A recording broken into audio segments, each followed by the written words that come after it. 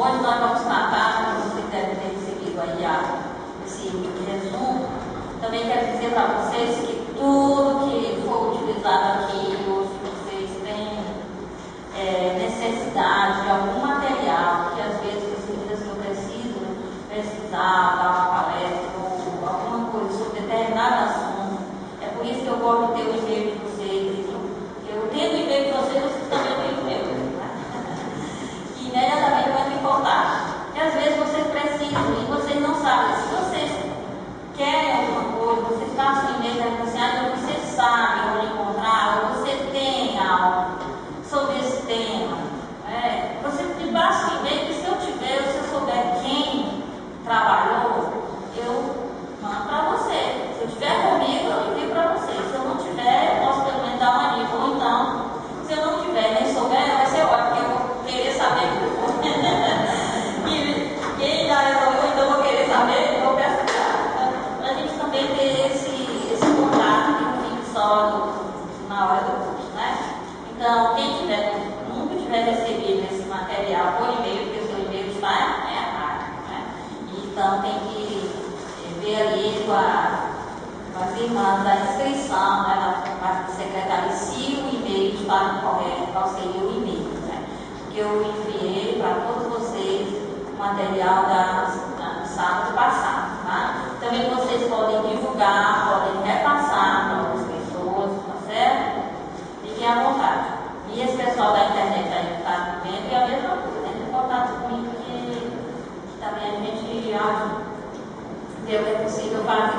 Para ter essa divulgação do conhecimento, para não ficar conhecimento numa cerca de proteção, a cerca elétrica que ninguém tem acesso. Não. Então tem gente de conhecimento, se for, ainda mais conhecimento nesse âmbito, dos textos religiosos, dos sagrados, se for conhecimento divulgar, circular, né?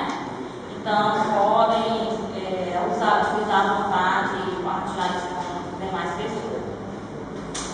Então hoje nós vamos ver o que os textos poderiam ensinar.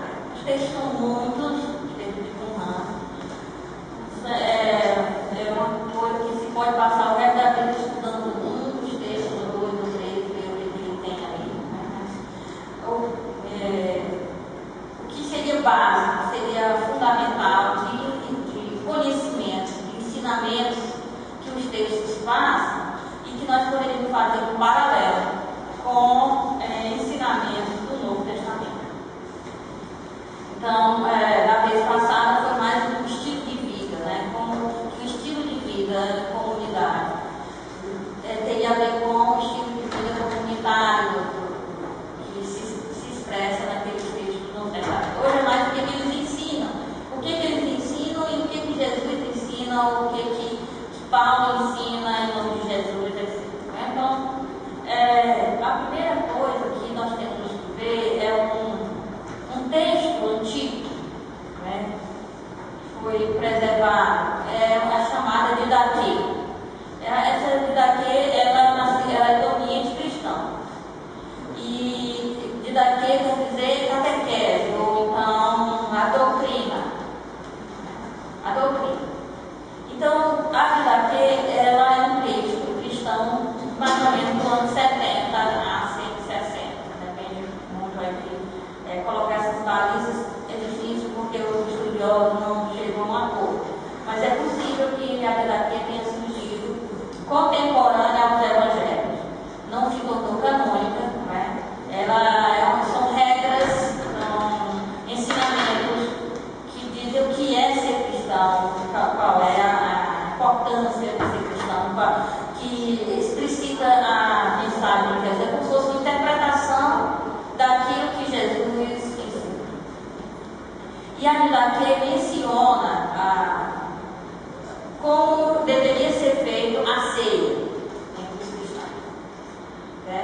E é uma coisa bem simples, porque a ceia era chamada fração do pão.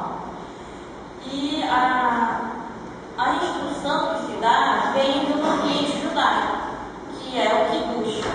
O kiddush é a refeição, principalmente com pão, né, e vinho, está presente no sábado e nas solenidades religiosas do judaísmo.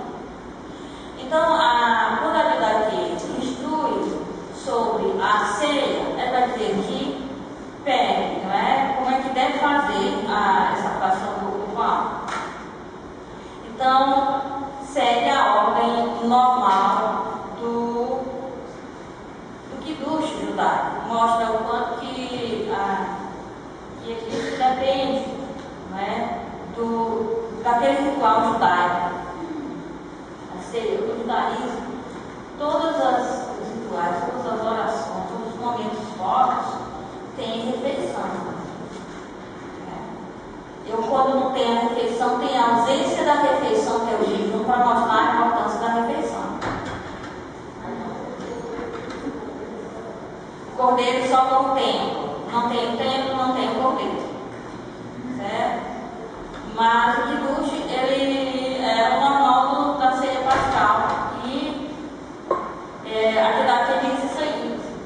Quando você celebrar, ele chama de Eucaristia, é um verbo grego, que quer dizer ação de graças. Né?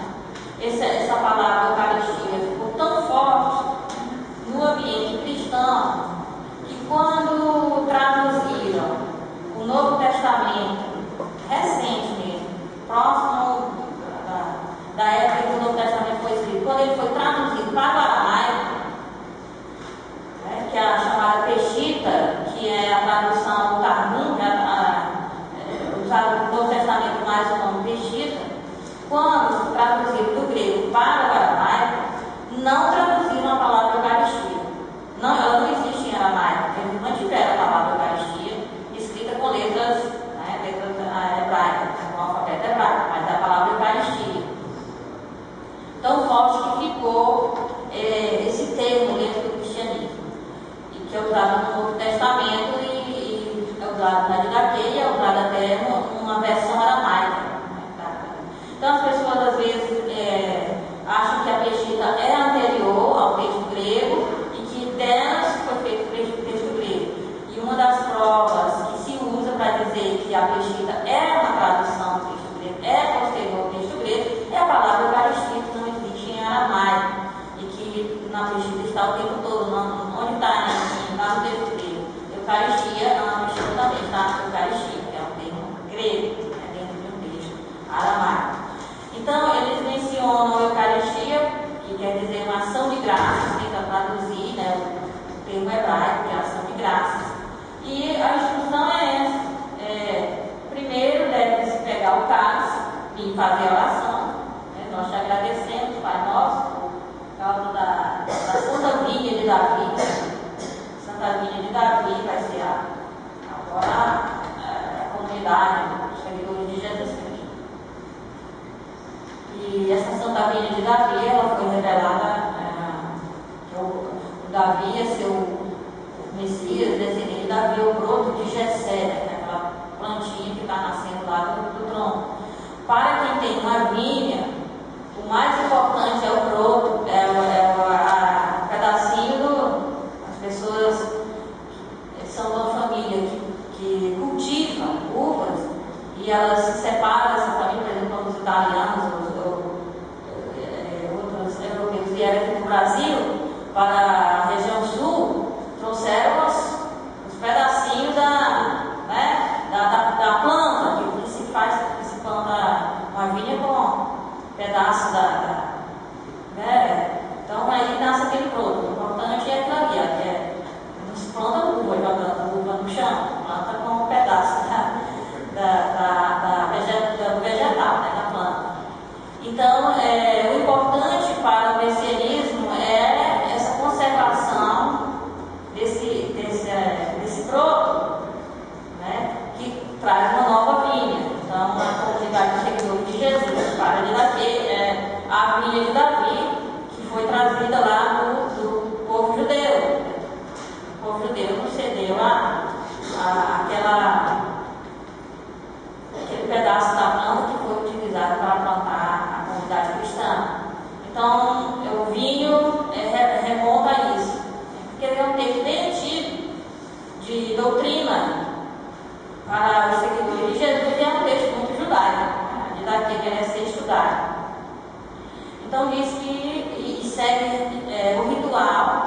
da celebração da ceia cristã, segue o ritual judaico. Então vocês peguem o vinho e façam essa bênção. E depois peguem o pão partido, posteriormente ao vinho, e façam mesmo a bênção sobre o pão. Então, o vinho né?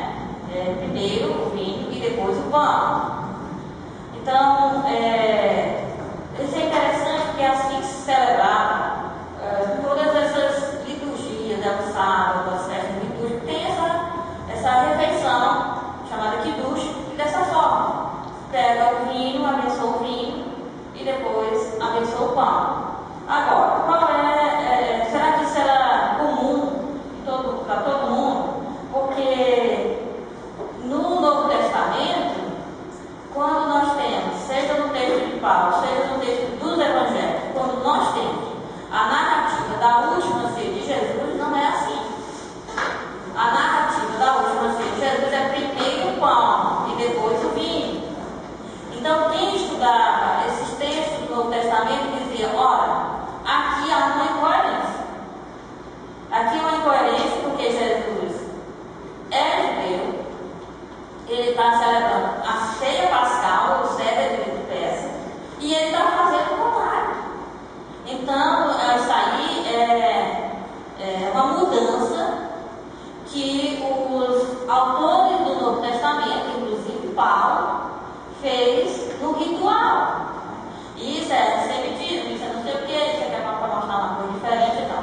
Bom, só que nós, hoje, quando nós estudamos o judaísmo e a liturgia judaica, eu acho que é por isso que a gente vai fazer um curso sobre a liturgia judaica que vai ter, né? Já tenho preparado para vocês, sobre a liturgia judaica e a liturgia cristã, né? Daqui a pouco eu coloco o slide. Então, assim, que é um curso assim como esse. Então, nós vamos entrar nos aspectos de celebrativos. Né?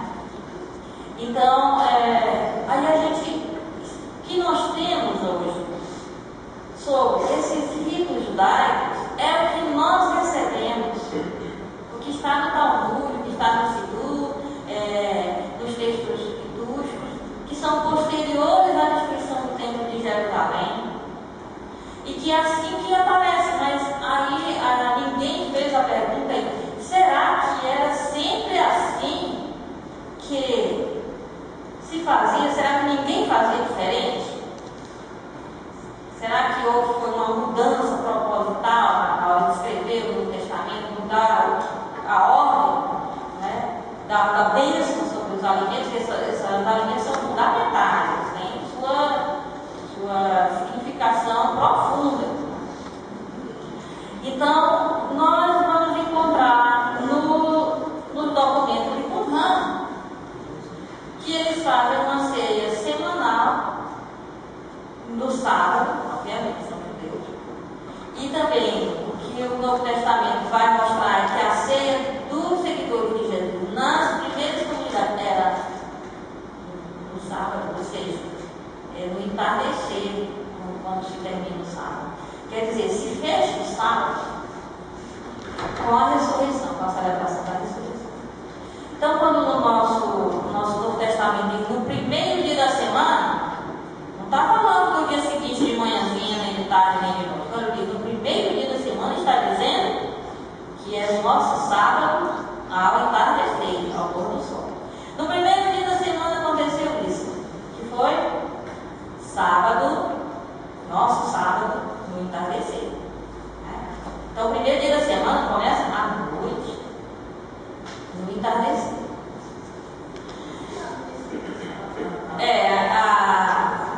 A liturgia, tanto romana quanto grega, ortodoxa, libanesa, conserva a missa do dia do Senhor no sábado, a partir das 7 horas da noite. Né? Então, porque às vezes as pessoas não sabem por que no sábado, 7 horas da noite, quando você vai a missa, já está no domingo, já é a missa do domingo. Por causa disso, que a era desse horário, sempre foi nesse horário.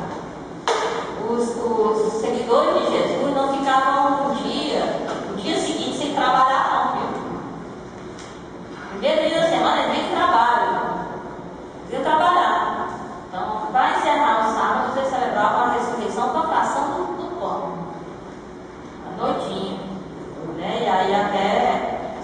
tarde, podia durar bastante. Paulo se empolgou, né, nessa celebração da ceia, falou, o cara caiu lá de cima e morreu. Ainda bem que quando alguém dorme nas minhas palestras, eu digo, porque eu dormi até na palestra de Paulo. Então eu não sou melhor que Paulo, deixa eu dormir.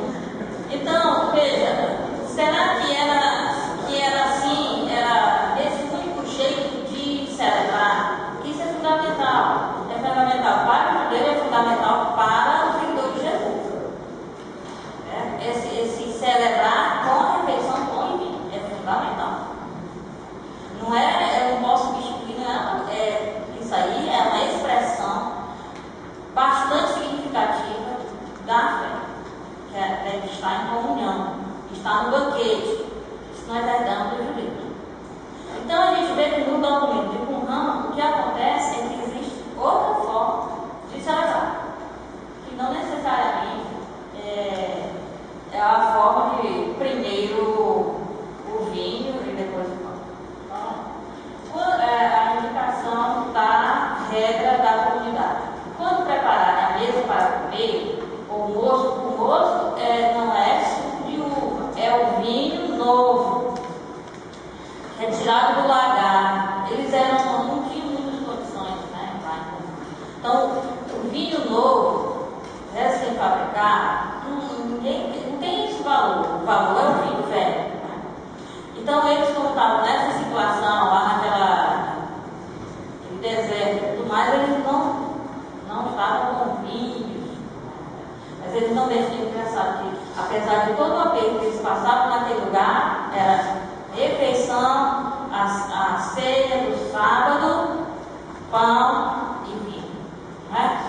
E era o momento principal da comunidade, essa refeição. Então, quando prepararem a mesa para comer o almoço para beber, o sacerdote estenderá a sua mão por primeiro para abençoar as primícias do pão. Isso aqui é diferente do que daqui diz, do que o que nos diz. Aqui diz primeiro o pão, e foi isso que Jesus fez.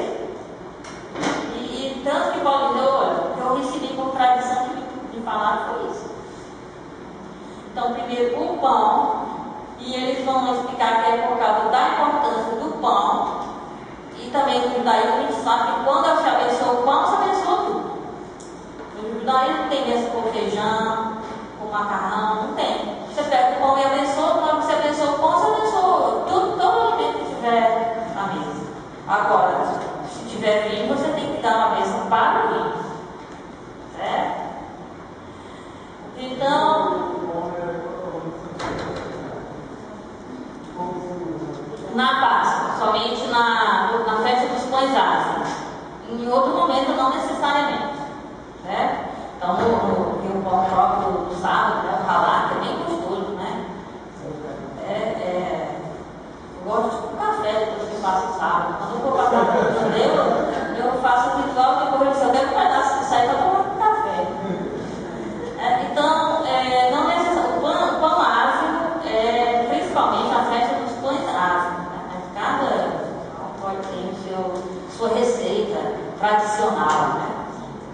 Então veja, as primícias do pão. Então, porque esse pão, o que é proibido é ofertado no sábado.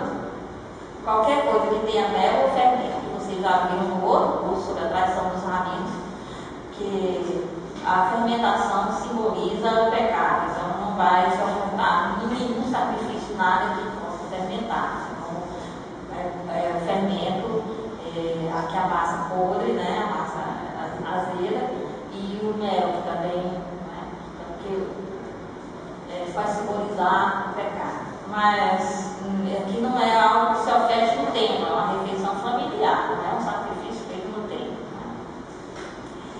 Então, primeiro o pão e depois que é o vinho novo, o vinho recém-tirado do lagar, que é feito à mesa. Então, quer dizer que isso é importante, por quê? Porque sempre os estudiosos acusaram os escritores cristãos. Primeiro acusaram Paulo, que Paulo muda tudo, que era a prova que Paulo não Paulo foi o primeiro a escrever sobre a ceia. Vamos tirar da cabeça que os evangelhos vieram antes de Paulo. A escritura do evangelho é depois de Paulo, e muito depois de Paulo. As cartas de Paulo já eram lidas, já eram copiadas, já circulavam, e quem escreveu o evangelho já sabia tudo que Paulo tinha falado. Então Paulo foi acusado, está vendo? Paulo nem é judeu, Paulo não sabe nem, todo judeu sabe o que se faz no sábado. Ele já nasce dentro disso. Toda semana no sábado se faz o ritual, o pão e o vinho. Ele viu aquilo ali, desde que ele vai tomando consciência que ele é gente, que ele fala, que tem pé, braço, não, ele vai tomando consciência do sábado. Não tem que se ensinar posteriormente que existe o sábado, para que existe. Ele vai tomando, vai celebrando, aquilo é uma coisa que acontece toda semana na família. Então, não tem como o judeu não saber o que acontece no sábado. Vai a refeição, como não tem condição de se perguntar isso. Então, a prova de que Paulo não era judeu é que ele não sabe nem como se faz uma ceia. Ele escreveu errado. E aí veio, não era essa a única forma. Existiam outras formas, por exemplo, a forma que o não celebra é a forma que Paulo diz. Será que Paulo não diz na forma eu vim para os pecadores, eu vim para os santificados mesmo. Jesus, aí a gente vai ver isso aí um curso sobre as parábolas rabínicas e as parábolas de Jesus, vai ser no segundo semestre, próximo ano, possivelmente em setembro, né? Que vê que elementos comuns tem nas parábolas de Jesus e nas parábolas rabínicas. E uma das coisas que existe tanto nas parábolas de Jesus como nas parábolas rabínicas é a questão do fermento. Só que nas parábolas rabínicas o fermento é símbolo sempre do pecado, da corrupção, da impureza, e nas parábolas de Jesus o fermento é símbolo do reino. A gente precisa saber por que Jesus fez essa passagem. Porque o termo fermento é muito forte nas parábolas de Jesus, são momentos importantes para dizer coisas muito importantes, tanto no ensino de Jesus quanto no ensino dos rabinos, só que tem significados opostos. Aí é um outro curso, né? Mas, qual é que eu posso puxar a bola aí? Então, que esse curso sobre as parábolas já foi, eu fazia enquete, né? Só um parênteses. No final do curso como esse, hoje era podia passar por ali para perguntar qual é o próximo assunto. Só que eu estou botando em tanto assunto que eu disse, espera isso. Primeiro vamos nos assuntos mais votados, vamos fazer o curso sobre esses assuntos. Quando encerrar, né, esses 5 ou 6 que foram elencados, aí a gente passa de novo a enquete para saber, né, que aí vocês estão vendo, vocês me dizem o que estudar, eu estudo e digo para vocês. Então, esse do manuscrito do Amor, porque esse do mais votado, né? Depois essas questões de liturgia judaica e liturgia cristã, né? Quer dizer, as orações, as festas judaicas, né? Como foi celebra, não celebra, ninguém celebra, o que significava isso? Então também foi muito votado. E o outro falou de parábolas, então estamos tentando pôr tudo isso em prática. Certo? Mas aí, só para dizer que não era a única forma. É bom que um texto de 2000 anos diga que Jesus seguiu uma forma que era comum em outros grupos. E que talvez, tem muita coisa na liturgia judaica que também tem a ver com o conflito comunidade e sinagoga. Que algumas coisas eles tiraram de dentro da sinagoga por causa da importância que isso tinha na comunidade dos seguidores de Jesus. Também aconteceu isso, né? Por exemplo, a leitura que Jesus fez lá na sinagoga de Nazaré é uma leitura importantíssima, uma rafará, que chama, uma leitura importantíssima no ciclo litúrgico judaico, que não existe mais, né? Por que não existe? Para dizer que Jesus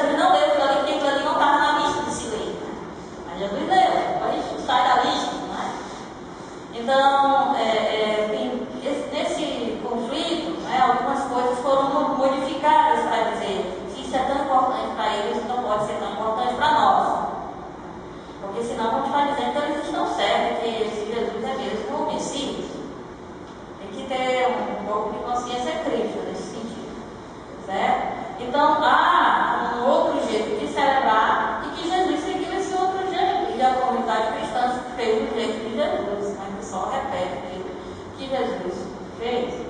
Aí mandou fazer. Bom, a outra coisa é. Isso aqui tá tranquilo? Não é um assunto assim, tem isso. Não, esse é um assunto importante. Olha, o sacrifício, ele é, antes de tudo, oferta. A gente, quando fala a palavra sacrifício, a gente tem a noção de sofrimento. Vou fazer o sacrifício, você vai fazer uma renúncia. A palavra sacrifício quer dizer santificar algo. Né? Sacrificar quer dizer tornar santo, tornar sagrado, pegar uma realidade profana e sacralizar, e doar para Deus para que se torne sagrado. Então, na dimensão judaica, o profano não é oposto ao sagrado. Isso é a mentalidade grega, do mundo dividido em matéria, forma, corpo e espírito, que um está concorrendo com o outro. Essa é uma mentalidade grega. Para a Bíblia, para o judaísmo, o profano é aquilo que está direcionado para o altar, que ainda não está sobre o altar, mas deveria estar. Então, toda a realidade profana, ela deve ser direcionada para o âmbito sagrado. Ela não é para ser contra Deus, ela ainda não está sacralizada. Então, o símbolo disso é um pão que é usado no cotidiano, que poderia colocar como pão da proposição, entende? Então, o vinho, o bolo, as frutas, as primícias, toda essa realidade profana, a palavra de Deus quer dizer para voltar. Não é para estar contra Deus, ainda não chegou o ponto que deveria chegar, mas deve ser levado a esse ponto. Então, o tornar sagrado, ou seja, o sacrifício mais antigo, é o sacrifício chamado Zevá Torá, que é o sacrifício de agradecimento. Todá, quer dizer, muito obrigado. Eucaristia em hebraico é Todá. Quer dizer, agradecer. E o sacrifício mais antigo não é morte de cordeiro, não é doar primícia. O sacrifício mais antigo é o pão e vinho, que é o sacrifício que é usado por Melquisedeque, inclusive. Então, para quê? Por que é um sacrifício de agradecimento e de comunhão? Então, o que acontecia com esse sacrifício? Se repartia o pão com as pessoas que estavam ali para celebrar, e um altar era feito, antes de construção do templo e tudo, um altar era preparado com pedra não talhada, pegava uma pedra, ungia com óleo, para que a pedra simbolizasse um altar, e colocava lá o pão. Então, o pão é repartido entre todos que vão participar da refeição, e um pedaço é colocado sobre aquela pedra. Então, se toma o vinho e se reparte o vinho com todas as pessoas que estão ali para aquela celebração. E aí é que se faz a tal da libação. Libação quer dizer derramar. Libar é derramar. Pegava o vinho, que também foi repartido com todo mundo, e jogava sobre aquele pedaço de pão que estava lá sobre a pedra. Depois, se colocava fogo naquilo ali, se acreditava Deus participou da mesma refeição que nós participamos.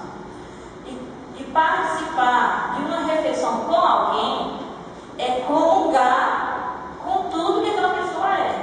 E por isso que Jesus deixava os fariseus escandalizados quando ele compartilhava a mesa com pecadores.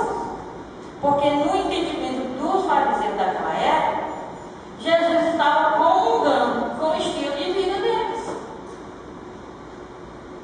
Aí nós temos um texto de Zaqueu, que Jesus disse, olha, no final da viagem para Jerusalém, uma grande viagem que ele fez ensinando, que leva 10 capítulos do Evangelho de Lucas, vai do capítulo 9 até o capítulo 19, quase todo o Evangelho de Lucas, essa viagem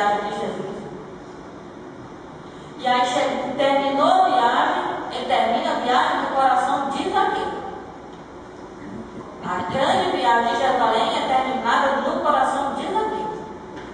E Jesus não disse nenhum ensinamento. Jesus disse assim: Zaqueu, desce daí, que eu vou lá para tua casa. E Zaqueu convidou os amigos. Imagina quem que Zaqueu conhecia. Só a gente boa.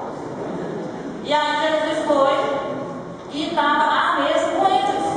Gente, Jesus não precisava dizer nada. Zaqueu sabe o que significa isso. E Zaqueu sabe: este homem não está comungando com o que eu faço. Então sou eu que tenho que comungar com a vida dele. Então sou eu que tenho que dar o passo. Não precisa dizer, é uma refeição. Refeição significa comunhão. Mas Zaqueu disse: eu vou ter já que arregar minha vida. E agora?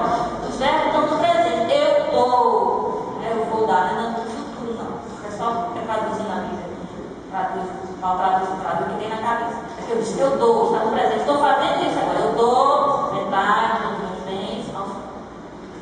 E a outra metade eu vou resolver o que eu fiz de errado. Se eu fiz alguma coisa de errado, resolvo logo a minha vida aqui, porque eu tenho que comungar com este homem, porque obviamente ele não está comungando com o meu estilo de vida. Nós estamos à mesa, então eu tenho que fazer o que eu tenho que fazer para estar de acordo com ele, com o seu coração. E é por isso que Jesus diz: mas aí a salvação hoje entrou nessa casa.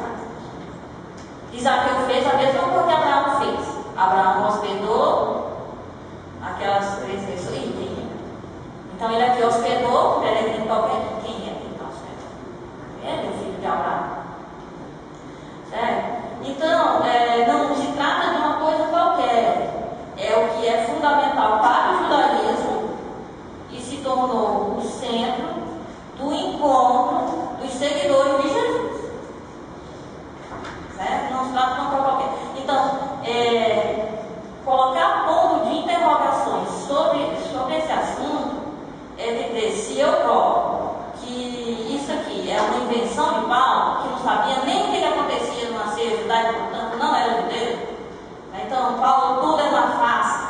E se Paulo é uma farsa, o que vem depois de Paulo, que foi baseado em Paulo, que são os outros escritos, então também são uma farsa.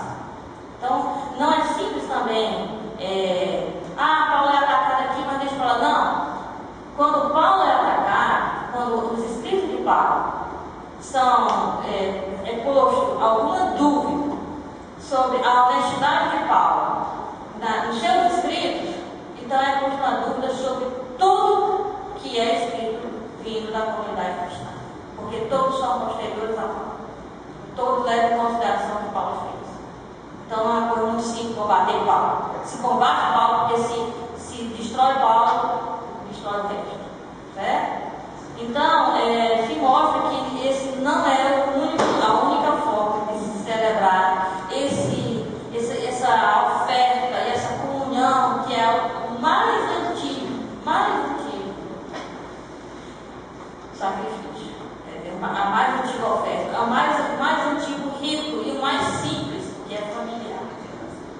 Sem templos, sem sacerdotes, feito pelo pai de família, a oração começa na mãe de família, que acende as velas no sábado, que abençoa a casa, sem esses rituais, sem essas coisas todas, sem essas festas específicas, sem esses batuques que a gente foi colocando ao longo da história, desculpa aí quem é pai, mas ao longo da história, principalmente nesses ambientes católicos, o padre foi virando um cabide, onde as pessoas vão pendurando uma coisa depois da outra. E carregar um peso enorme, tantos símbolos e tantas coisas, quando era uma coisa muito simples e muito familiar. Então isso aí tem que cuidar para essas montanhas, diversas camadas que se vão colocando, nas liturgias, se isso não nos distrai do objetivo, do foco e do que é central. Talvez a gente sempre vê primeiro que é mais exterior, mais externo e menos importante. Então é melhor mostrar primeiramente o que é mais importante, que está ali a comunidade cristã como família de Jesus, fazer uma refeição, onde não apenas Deus participa da refeição, mas Ele se dá a refeição também. Né? Então Ele está ali, presente. Todo o símbolo da nossa vida cristã está presente naquele momento de como família a gente se reúne. Ali simboliza tudo que a gente faz, que a gente é. Que Jesus fez, simboliza a vida de Jesus inteira, em tudo que Ele fez. Né? Com cada gesto, com cada palavra, simboliza tudo isso. Então, não é um ponto assim superficial. Então, a outra coisa é uma comunidade que tem como núcleo central, ou como administração, liderança, 12 homens. Isso também não foi uma coisa assim que Jesus tirou de, eu vou querer 12 apóstolos aqui só porque eu estou com vontade.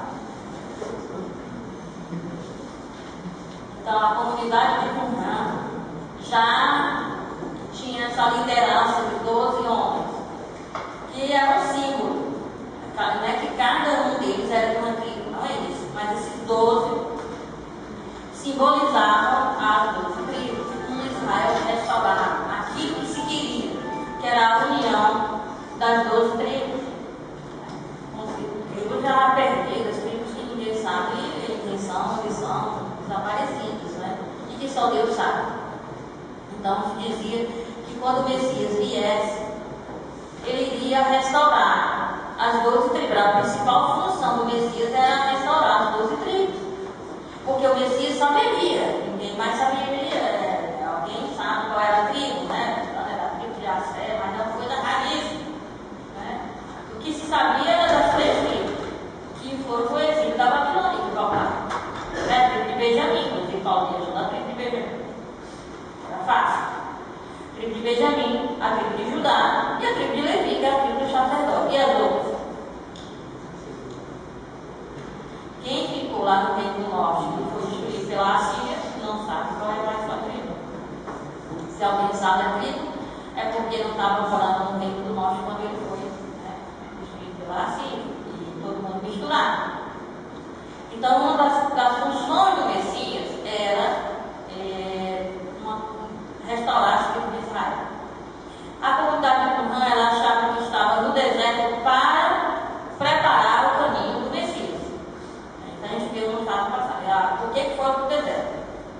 Para preparar o caminho do Senhor. E ele diz bem claro, o caminho do Senhor, quando o dia do Senhor é o dia do Messias, ou dos Messias. Né? Eles esperavam mais de um.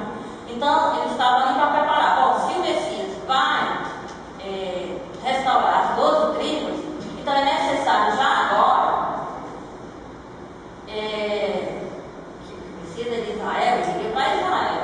Não pensa no Messias vindo para as outras nações, nem se passar pela cabeça de ninguém. Então, já a comunidade de Qumran diz, então nós já vamos simbolizar isso, que a comunidade de Qumran simbolizava tudo. Então, o sacrifício no templo era simbolizado por uma oração, um outro sacrifício era simbolizado por um ritual de imersão, e assim eles iam substituindo os ritos e fazendo o que era possível fazer. Então, se o Messias vem e o Messias vai restaurar Israel, a gente já pode agora simbolizar esse Israel restaurar dentro da comunidade. Então, eles queriam já viver naquele lugar como se já pudesse estar presente numa comunidade judaica inteira restaurada. Então, quem estava à frente era 12 homens. E menciona-se também 3 sacerdotes. Né? Então, eu não sei se não consegui discernir pelos textos se esses 3 sacerdotes eles estão entre os 12 homens, e aí seriam 3 sacerdotes mais 9 de outra tribo, ou se são os 12 homens mais os 3 sacerdotes. Né? Então não deu para discernir bem pelos textos. Né? Mas eu achei interessante porque tanto Jesus escolheu 12, e entre esses 12 tem 3 que tem um destaque, Tiago e João estão sempre destacados por outros 3, que participam de experiências, como a experiência de transfiguração, e outros momentos da vida de Jesus que os outros não participam. Então, também não sei se os textos do Novo Testamento quiseram mostrar esses 12 e 3, né, como um núcleo desses 12. Talvez, não sei. Só que só. Outra coisa é que os textos de Qumran tratam esses 12 tanto como alicerce e como também pedras preciosas, né? Então, e isso é tratado nos textos também do Novo Testamento. Os 12 apóstolos são tidos como sendo alicerces, né? Eles são perfeitos, perfeito não no sentido das virtudes. Quando se diz perfeito, principalmente no Evangelho de Mateus, um Evangelho muito judaico, está se dizendo, querendo dizer o hebraico tamim. Tamim é o cordeiro do sacrifício, que ele é sem defeito e ele é totalmente dado a Deus. É o cordeiro do holocausto. Tamim, esse termo perfeito, ele é muito mais integral, totalmente, inteiramente presente, né? Então, quer dizer que a entrega é total, integral. Então, os 12 têm que ter uma entrega, essa doação a Deus de forma integral. Tamim, isso aqui é o ser perfeito, né? Certo? Então, para a comunidade de Qumran, é isso que temos aí na regra da guerra, né? Na regra da comunidade, né? O conselho da comunidade, né? É chamado de plantação eterna, que é a vinha. Casa santa, o templo, né? O templo é a comunidade. Para o templo não é o templo de Jerusalém. O templo é construído por pessoas, são pedras dessa construção. E é fundamento, é alicerce, né? E as mesmas coisas são ditas também no Novo Testamento, na primeira carta de Pedro, né, que fala da comunidade como um templo santo, uma casa santa, né? E no Apocalipse, quando as 12 pedras de Jerusalém, o alicerce dessa cidade, né? Jerusalém Nova Jerusalém esse termo tirado de Isaías, né? Jerusalém Hadashah, a Nova Jerusalém, o alicerce dela são os 12 apóstolos, as pedras do alicerce. Certo? Então, é uma coisa que já existia no ensinamento de Qumran. Lá naquela comunidade já se dizia isso da comunidade de Qumran. Então, está vendo assim que o que será que isso serve para nós? Serve o seguinte, primeiramente para mostrar que nos inícios, tanto Jesus quanto depois que ele ressuscitou, a forma como a comunidade se organizou foi judaica. O que nós éramos? Judeus. Como é que nós celebrávamos? Igual o judeu. Poderia ser não igual o judeu de Jerusalém, mas celebrávamos algumas coisas parecidas com o judeu de Qumran. O que era importante para nós? As mesmas coisas que eram importantes para os judeus. Quem era o nosso Messias? O Messias dos judeus. Como é que eles restauravam o povo de Israel? Como é que se liderava na comunidade como um Israel renovado? Um Israel onde cabe mais gente. Que Paulo vai simbolizar numa oliveira que recebeu novos galhos. Mas não vinha para substituir ninguém. Nem não diz assim, ó. Aí Deus tinha uma oliveira que não produziu frutos, ela foi cortada e aí Deus plantou uma outra árvore. E aí ele disse, essa aqui é a árvore que eu queria. Não. Está dizendo que é a mesma oliveira. É certo que alguns galhos foram retirados, né, foram amputados, e outros foram imputados. Inclusive o termo paulino imputado é injustiça. Imputado é o oposto de amputado. Nós não usamos muito imputado. Quer dizer, membros que não existiam foram colocados. O oposto de membros que existiam foram retirados. Então se trata da mesma coisa. E se não fossem as limitações humanas, era um Israel aberto às nações, como sempre Deus disse. O autor Nicholas Thomas, aliás, tem até um livro dele Então, esse aqui é o simplesmente cristão. É o simplesmente. Então, eu leio tudo que ele escreve, que acho que ele escreve muito bem. É um dos teólogos da nossa época. E a maioria do livro dele está sendo traduzido. Então, ele diz assim: tem muitos estudos sobre Paulo, um judeu. E ele diz: Deus nunca desistiu de salvar o mundo através de Israel. Ele precisava era de um israelita fiel. E ele encontrou esse israelita fiel em Jesus Cristo. Fez o que ele sempre quis fazer: salvar o mundo através de Israel. Achei muito forte. Então, essas coisas mostram que, às vezes, a gente se acha: ah, não, Jesus fez outra coisa. Tem lá Israel. O povo de Israel não gostava de Jesus. Os judeus não gostavam de Jesus. Então, o que Jesus fazia? Fazia outra coisa. Sabe por que ele resolveu? Aí ele disse assim: para que perder tempo com Israel? Vou fazer outra coisa, vou começar tudo de novo. Deus começou Israel com 12 tribos, eu vou começar com 12 apóstolos. Aí eu vou começar outra coisa, não tem nada a ver, deixa pra lá. Que já foi feito. Quando a gente lê o documento de Qumran e vai ler a justificativa para 12 homens do conselho da comunidade, a gente vai ver que 12 homens significa dizer que nós vamos renovar Israel naquilo que Israel é, de fundamental, que Israel é uma família com 12 irmãos. Quer dizer, o que nós estamos fazendo é mostrar que Israel tem sentido, que a vocação de Israel tem sentido e que Deus quer cada vez mais ir tomando espaço nesse mundo através de uma família que se amplia, como deveria ter sido ampliada desde o início, porque foi dito para Abraão que ele seria uma bênção para as nações. E foi dito lá no profeta Isaías que seria uma luz para as nações. Ora mais, como é que se abençoa? Eu vou viajar, eu telefono para minha mãe: não vou viajar. Aí ela não sabe nem que é um salmo, mas ela diz: Deus te abençoe na partida e na chegada. Quer dizer, se desde a partida até a chegada é o percurso inteiro, né? É um salmo. O que é isso? O que é isso que Deus diz para Abraão? Eu abençoarei. É dizer o seguinte: eu garanto a minha presença em você e você garante a minha presença lá onde eu não sou às vezes bem-vindo ou não sabe nem que eu existo. Isso é que é ser bênção.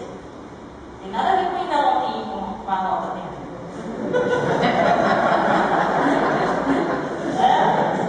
Se eu só disse vai me dar uma bênção, eu chego com um envelope com uma nota dentro. A bênção é a garantia que a presença de Deus está ali, não é do dinheiro, tá? Né?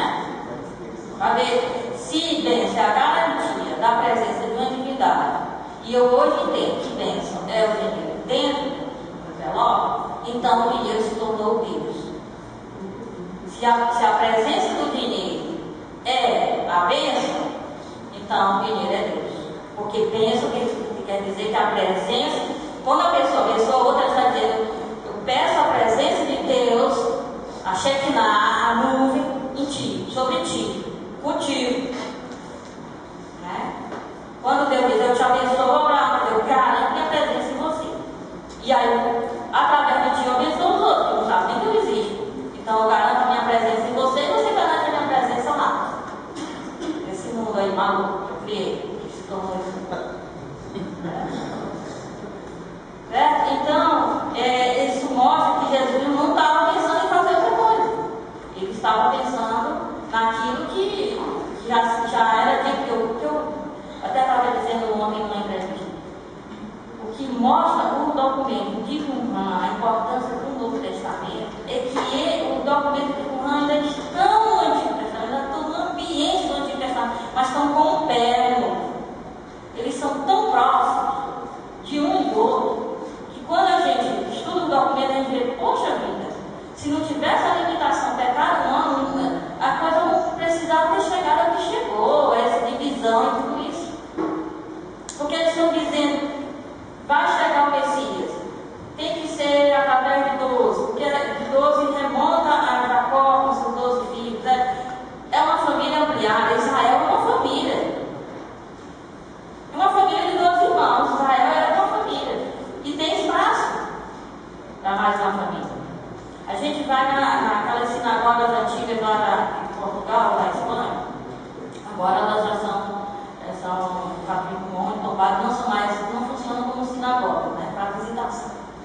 Então, as sinagogas separaditas, que são as sinagogas de Portugal e Espanha, elas têm 4 colunas, né? E 12 arcos. Cada coluna tem 3 arcos. 2 colunas são bem enfeitadinhas, bem enfeitadas, que é Raquel e Lia. E 2 não tem enfeite, que são as outras 2 as concubinas. Quer dizer, e ali todo mundo que entrar debaixo daqueles arcos e estiver sustentado por aquelas colunas é bem-vindo. Quer dizer que até na arquitetura das sinagogas antigas se dizia: o gentil é bem-vindo para completar nossa família. Ele não é, nós não odiamos, ele é bem-vindo aqui. Ele pode se tornar membro da nossa família. Quer dizer, isso aí simboliza a bênção de Abraão, do seu descendente. Aí, mas a coisa bateu no pecado humano, aí não, aí eu fiz uma coisa, outra coisa, não tem nada a ver, aliás, nós somos inimigos, aí começa as matanças. Então é isso que a gente percebe nos estudos de Qumran, que eles acreditam que alguma coisa nova Deus vai fazer, e em breve, e é restaurar aquilo naquela religião dos pais que estava lá no início, que foi sendo deturpada, começou a ser deturpada pelo judaísmo, e depois aí é que foi deturpada pela cultura cristã. Bom, e aí a gente pergunta: que mistério é esse do pecado humano, né? Que Deus vai se chegando e o ser humano vai escorregando das mãos de Deus, que existe a vida e vai fazendo o seu Deus. Bom, então vamos aí a outra coisa, que é a questão de uma batalha. Uma batalha, quando eles mencionam o fim dos tempos, eles mencionam uma batalha. Em alguns momentos, Jesus vai falar de uma questão de batalha que às vezes a gente não entende. Quando, em nome dos discípulos, Pedro faz uma profissão de fé, naquela pergunta que Jesus faz: quem vocês dizem que eu sou? Então, ele responde em nome da comunidade, é uma profissão de fé. Então, Jesus diz que, e aí a comunidade é edificada sobre essa profissão de fé. Escrever que a comunidade de Jesus não é edificada sobre Pedro, mas sobre a profissão de fé de que Jesus é o Messias. A pedra é a profissão de fé que Jesus é o Messias. Alguns católicos que querem ser mais romanos do que, ou mais católicos que o Papa, não gostaram. E acharam que eu estava dizendo heresia. Mas agora eu sei que não estou dizendo heresia. Porque o João Crisóstomo, São João Crisóstomo, já tinha dito isso. Se alguém quiser agora a passagem do João Crisóstomo, eu já anotei. Eu tenho um amigo que é especialista em patrística, eu digo assim: querem me jogar na fogueira, me ajuda, ninguém que já disse isso, que eu sei que alguém disse. Ah, não me lembro dele. Foi São João Crisóstomo, Tatiana Mili e tal. Pois é, porque a minha igreja é edificada sobre a confissão de fé de que eu sou Messias. Então, imediatamente quando Pedro, em nome da comunidade, faz a confissão de fé, e aí Jesus mostra que a igreja é edificada sobre essa confissão de fé, sobre a fé de que ele é o Messias, então ele diz que, ele promete, que as portas do inferno não vão prevalecer. Então, quando ele menciona as portas do inferno, ele menciona uma batalha. Ele está pensando numa batalha. Uma batalha que quer dizer que o inferno está nos atacando, mas não vai ganhar, né? Não. Portas não atacam ninguém. Portas são as defesas. Todos nós estamos aqui dentro e alguém entra correndo e diz assim: está vindo os bandidos armados aí, a gente tranca essa porta. Eles vão tentar atacar a porta. Nós estamos aqui, a porta está nos defendendo. E dependendo das condições da porta, ela pode vir ao chão logo, não poderoso. Quando Jesus diz as portas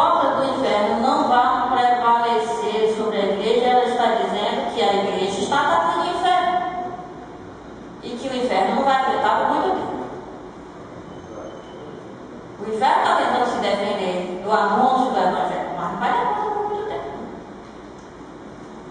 Não está dizendo que o inferno está nos atacando, não está dizendo que não está atacando o inferno. Está dizendo que à medida que o Evangelho, a boa notícia, está sendo anunciado, o reino do mal está cedendo espaço. E tem que ceder espaço. E vai se acumulando, vai cedendo espaço. Mas não vai aguentar resistir o mal, não vai aguentar resistir por muito tempo. Mas o mal está aumentando e então nós estamos com problema. Então, porque a gente não está atacando do jeito que a Bíblia está atacando. Certo? Então ele está mencionando uma batalha. Para com Rã, também os filhos dos tempos tem a ver com a batalha. Aliás, uma batalha de anjos contra demônios, né? E cada ser humano se colocando num exército, num outro. E não é bem isso que Jesus diz, mas ele menciona esse combate ao mal como uma guerra. Uma guerra, e para quem é de Jerusalém, todas as batalhas que Jerusalém passou, Jerusalém é uma cidade fácil de se defender. Se o muro resiste, toda vez Jerusalém foi sitiada. E o exército inimigo ficou do lado de fora esperando por de dentro morresse de fome de sede. Porque aí na hora que não tiver mais o que comer nem o que beber, por isso que o rei Ezequias cuidou dos canais para ele sempre Jerusalém era sitiada, que tem que alimentar, para sitiar, ao redor, esperando. Então, de colocar água lá dentro e de armazenar comida. Vem de Jerusalém, porque o problema de Jerusalém é que ela é sitiada, fica lá o exército inimigo ao redor, esperando que acabe alimento e água. Quando acaba, eles se rendem. Então, se conseguir um jeito de manter a água por mais tempo, né? E manter algum alimento para manter por mais tempo até conseguir expulsar esse exército inimigo. Então, quando Jesus fala portas sendo atacadas, portas não resistindo, quem é daquela região ali sabe muito bem que se trata de uma batalha. E nesse caso, não é Jerusalém que está sitiado. Nesse caso, é o reino do mal que está sitiado, que não vai dar conta por muito tempo. Certo? Bom, então não tem Miguel chefiando os anjos. Tem só uma curiosidade. Quando o documento de Qumran menciona muito o anjo Miguel, você sabe disso pelo livro de Daniel. No livro de Daniel, Miguel é o anjo protetor de Israel, que combate como anjo protetor da peça. O livro de Daniel, a literatura apocalíptica acredita que a cada pessoa Deus deu um anjo para que a pessoa não tropece nas pedras, não seja atacada nos caminhos, etc. E os grupos, os países, tem também o anjo do Senhor que protege, tipo da literatura apocalíptica, que vai representar que Deus sempre nos cobre de carinho, de proteção, que Ele vigia, não é, por nós. Então, sempre aparece Miguel chefiando os anjos lá em Qumran, porque Miguel é o anjo protetor de Israel, lá no livro de Daniel. Se no livro de Daniel tivesse dito que era outro anjo, seria esse que está dizendo. Certo? Bom, então agora nós vamos à palavra para. Antes do intervalo é importante que a gente veja essa palavra. Tem um teólogo chamado Joaquim Jeremias, muito conhecido do ambiente do estudo bíblico. E o Joaquim Jeremias é muito delicado. Ele que escreveu Jerusalém no tempo de Jesus e vários livros sobre a época de Jesus. E ele é muito conhecido no ambiente do estudo bíblico.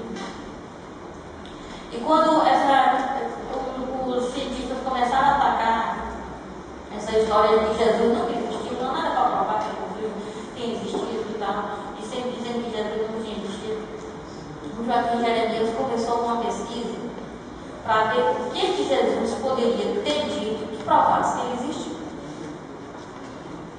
O que será que havia de original que ninguém nunca tinha dito, que Jesus possivelmente disse? E o Joaquim Jeremias conhece muito bem o aramaico.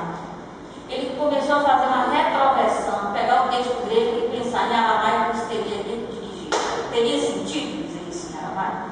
E aí ele começou a pesquisar para ver o que Jesus teria dito. E ele passou uns 25 anos para chegar à conclusão de que a palavra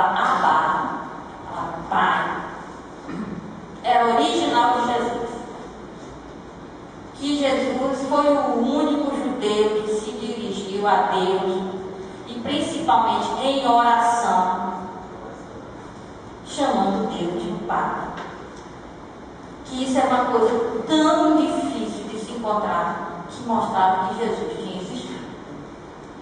Ele escreveu um livro sobre Jesus Cristo e mostrando isso, esses argumentos bons, uma maravilha. Pois bem, no documento de Qumran tem textos que são só de hinos, são orações, poesias. Tem muitos salmos, é outro livro, no estilo salmos. Esse é um livro chamado Hadarut, que são os hinos, vários hinos, em que várias vezes nessas orações se pronuncia no singular, meu Pai, a Deus, igual a Deus, ou nosso Pai. Então, desculpa aí, eu tenho certeza que já disse isso. Mas ele não foi o único judeu na face da terra a chamar Deus de Pai.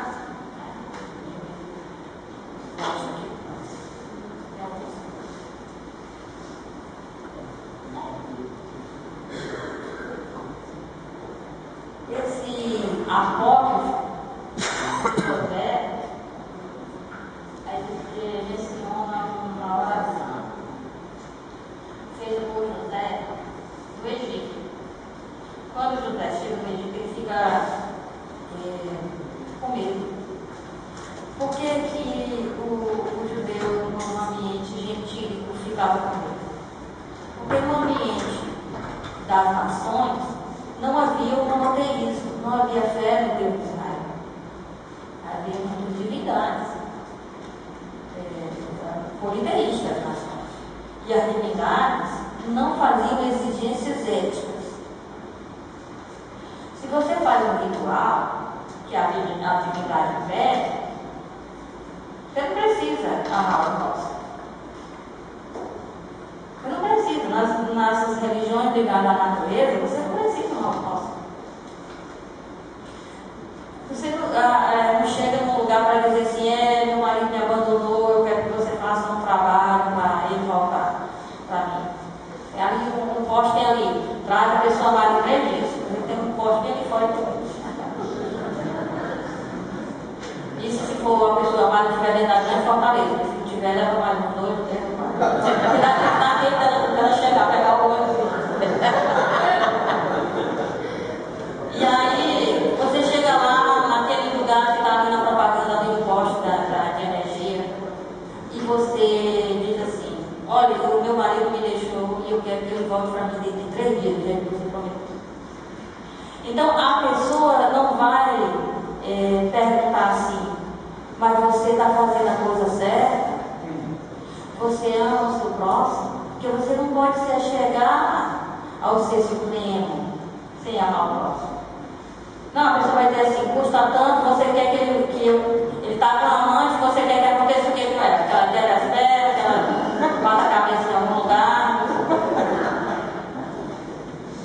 Então, um ambiente onde o Deus de Israel não é servido, não exige exigências, não existe exigências éticas de comprometimento com o bem, nem com o amor ao próximo. Você pode fazer o que você quiser, você pode até se chegar à divindade lá, à entidade, e dizer assim, eu quero mal, eu pago tanto. Eu quero mal para fulano, eu pago tanto. Não só não se vai exigir que você faça o bem, tá? Tem pessoas que têm estudo, não estou falando mesmo já. Não estou dizendo que isso não é a postura oficial, dizer assim, qual é o bem que você está fazendo, né? Então, não vai ter a exigência de que a pessoa esteja fazendo bem ao outro, como também vai ser possível fazer o mal. Então, o judeu tinha medo do ambiente politeísta. E aí, o documento de Qumran, quando ele escreve essa história de José, que não entrou para a Bíblia, né, essa parte que ele escreve os detalhes da história de José, quando chega no Egito, diz assim, José orou a Deus, dizendo assim, Pai,